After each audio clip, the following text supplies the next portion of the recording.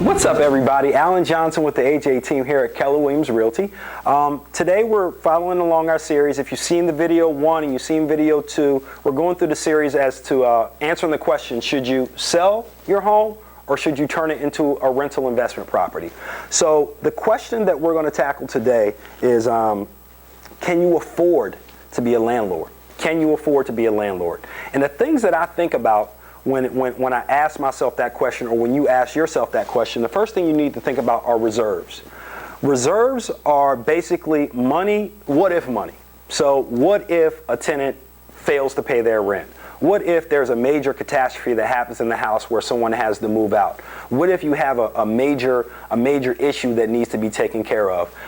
Rule of thumb is that you need to at least have 6 months of rent saved up for every rental property that you plan to own. So if you own a property that you're renting out for $2,000 a month, you need to have $12,000 sitting in a separate account for just in case something happens.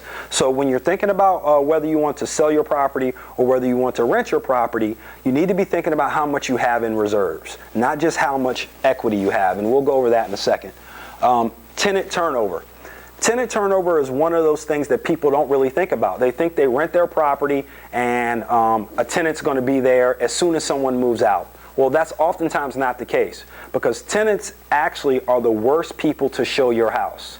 The reason why they're the worst people to show your house is because it's not their house. They don't have a vested interest in helping you find another tenant. They're never going to keep it clean. They're oftentimes moving out to somewhere else, and the last thing they're thinking about is showing your property.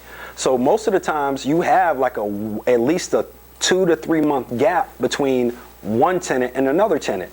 That's where reserves come into play. You need to have enough reserves, and you need to make sure that you have enough fluff money, that's what I call it, fluff money, to stem the tide between the first tenant and the second tenant. And if you have that, if you have those two things, then it may be a property that you need to think about turning into a rental property. The other thing about tenant turnover is rule of thumb. And my dad owns a ton of rental properties down where I'm from in Charlottesville, and I own properties around here as well. Every 2 to 3 years, if a tenant is moving out, you need to account for, at minimum, paint and carpet. At minimum, paint and carpet.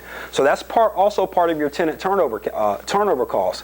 Not only may it be vacant for 2 to 3 months, but you may have to put carpet and you may have to put paint into the house. So that's why when we talked about in the earlier video, it may not be smart for you to turn a larger house into an rental investment property, because those costs start to get very, very expensive the bigger the house is. Third thing, cash flow.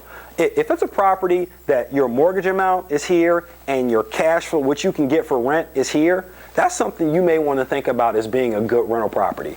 What I don't like to see is when say your mortgage amount is $2,000 and your rental amount is $2,100.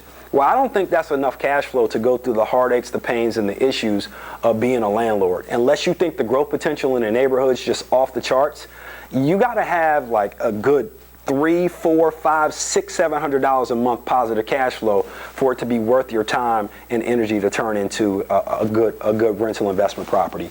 And the fourth thing that you need to think about if you want to turn if you're thinking about either renting or selling your property, is equity. Do you need the equity to do something else with? Do you need the equity to start a business? Do you need the equity to go buy another home? Are you going to need the equity to send your kids to college? Well, when your property becomes a rental property, it's much harder to get the equity out of a rental property than it is to get your equity out of a principal residence, which is a home that you live in. So the banks look at those properties very, very differently. They'll give you much more money to go do what you need to do when you live in the property, where they won't do it if it's an investment property. So those are things that you need to think about. Can you afford to be a landlord? You have the dream, we have the address. Alan Johnson with the AJ team. Go to our website, sellmyhomenova.com. If you guys have any questions about being a landlord, thinking about selling your property, please reach out to us. We'd love to help you. See you soon.